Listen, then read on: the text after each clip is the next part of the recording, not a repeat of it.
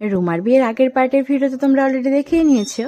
তো আমি কিন্তু তাড়াতাড়ি সন্ধ্যেতেই রেডি হয়ে চলে এসেছিলাম রুমার কাছে।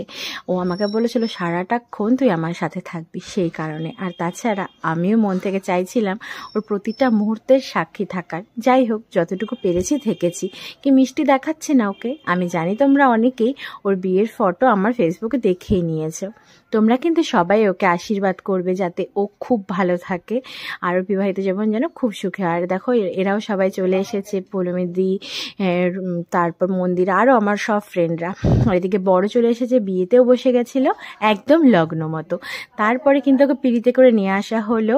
আর তারপরে কিন্তু এই শুভ দৃষ্টি, এই বাঙালি বিয়ের এই পার্টগুলো কিন্তু ভীষণ ভালো লাগে, অনেক অনেক মজাদার। আর তারপরে হয়ে গেল মালা বদল। তারপরে যেহেতু অনেক রাত হয়ে গেছিলো, আমিও খেতে চলে গেছিলাম, তাই পুরোটা বিয়ে দেখতে পাইনি। কেমন লাগলো এই ভিডিওটা অবশ্যই